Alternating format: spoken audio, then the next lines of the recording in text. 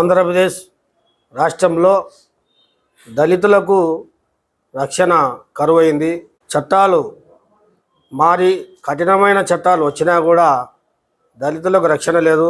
రీసెంట్గా తూర్పుగోదావరి జిల్లా ఏరియాలో మందా సల్మాన్ అనే అతన్ని రాజకీయ హత్య చేసినారు.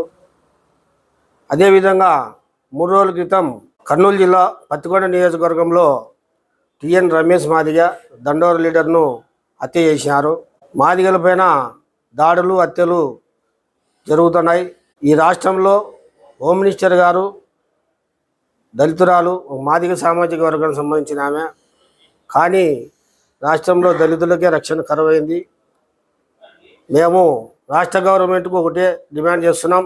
ఫోక్సో యాక్టు ఏ విధంగా ఉన్నాయో దళితులపైన కూడా దాడులు జరిగితే స్టేషన్ వెళ్ళకుండా రిమాండ్కు తరలించి ఫాస్ట్ ట్రాక్ కోర్టు ఏర్పాటు చేయాలని చెప్పేసి మేము డిమాండ్ చేస్తున్నాం.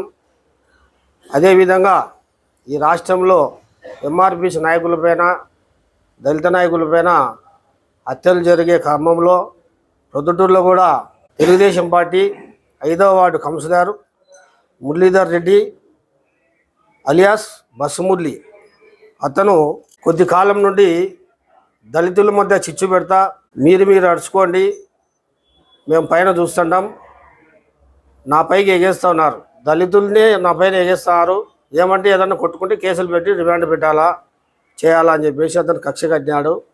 అదేవిధంగా 2025 9వ నెలలో 8వ తేదీన ఇట్లనే బ్రహ్మయ్య వర్గం అని ఎంఆర్పిఎస్ జిల్లా అధ్యక్షుని చెప్పుకునే గడ్డం నరసింహులతో నా పైన కంప్లైంట్ ఇప్పించినాడు. నేను అతను సంపాదన చూసినానని చేసినాను అని.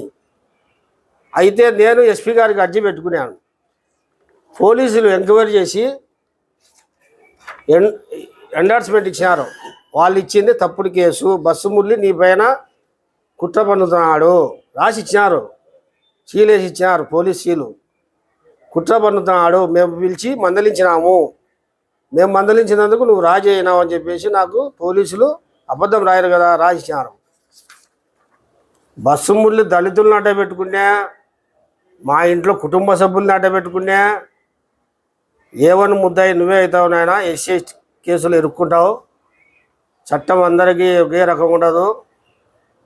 ఒక A1 వచ్చేసి కుట్రదారుడు ఇతర కులస్తుడై కింద 10 మంది ఎస్సీలు ఉన్నాయి, కానీ అందరూ ఎస్సీ ఎస్టీ యాక్టులో ఇరుక్కుంటారు.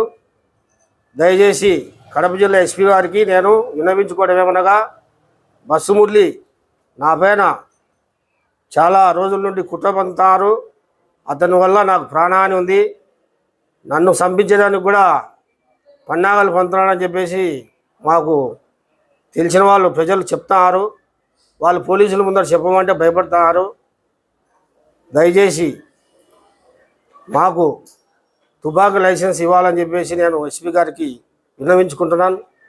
బస్సు మురళిగా అతని పైన చర్యలు తీసుకోవాలని చెప్పేసి కూడా విన్నవించుకుంటున్నాను. అదేవిధంగా కొంతమంది దళిత నాయకులు అని చెప్పుకునే వాళ్ళు నా పైన అసత్య ఆరోపణలు చేస్తా వీడియో రిలీజ్ చేసినారు. ఇది కూడా బస్సు మురళి కుట్రనే. ఎందుకంటే వారు ఫోను హిస్టరీ తీగినా ఎక్కువ సంభాషణలు ఉంటాయి, రికార్డు కూడా తీయండి. బస్సు మురళి ఏమేమి ప్లాన్ చేస్తుండేది, వాళ్ళకి ఏమేమి చెప్తుంటే వాళ్ళు చేస్తుండేది రికార్డు బయట తీయాలని చెప్పేసి డిమాండ్ చేస్తున్నా. ఇవన్నీ విచారించి నాకు రక్షణ కల్పించాలని చెప్పేసి కూడా నేను ఎస్పీ గారు కోరుకుంటున్నాను. 2017 డిసెంబర్ 27, 28 తారీఖు మధ్యలో మాకు రమణాగానికి మాకు గండికోట రమణ ఎస్సీ ఎస్టీ కేసులో వానిపైన అతనిపైన అతనిపైన ఉడికి కేసు రిజిస్టర్ అయింది, మా పైన కేసు రిజిస్టర్ అయింది. అతను రిమాండ్ పోయినాడు, మేము రిమాండ్ పోయినాము. మధ్యలో వరదారెడ్డి అయిన పెద్ద ఆయన పిలిపించి మా ఇద్దరిని రాజీ చేసినాడు. ఈ మధ్యలో వీళ్ళకి ఎటువంటి ప్రమేయం లేకోకుండా ఆ పొద్దు ఈ పొద్దు సుధాకర్ అనేవాడు ఏ సంబంధం లేని వ్యక్తి, అప్పుడు నేను పిలిచింటే వచ్చినోడే, అతనికై కేసు పెట్టుకోవాలా, మన పైన కేసులు ఉండాలా, వాళ్ళపైన కేసు కట్టాలని ఏం రాలేదు. వీళ్ళతో ఉద్దేశపూర్వకంగానే ఈ నరసింహ అనేవాడు ప్రెస్ మీట్ పెట్టడము, మాట్లాడడము, ఎక్కడో అమృతార విషయంలో వాళ్ళకన్నా కబ్జాలు చేసింది ఎక్కువ వాళ్ళే. సుధాకర్ అనేవాడు కబ్జాలు ఎక్కడ పోస్ట్ ఆఫీస్ స్థలం కబ్జా చేయలేదు, ఇంకోటి చేయలేదు. ఇది మాట్లాడడం చాలా దారుణం. వాళ్ళపైన ఎస్సీ కేసు బుక్ అయింది కదా, వాళ్ళపైన ఎస్సీ రిమాండ్కి పోయినారు. దాని మీద ఖండించాలి కదా దళిత నాయకులు. దళిత నాయకులు అనేవాడు ఖండించాలి కదా. ఖండించకోకుండా ఇప్పుడు ఏదో తన నోటికి వచ్చినట్టు మాట్లాడడం కూడా సబాబు కాదు.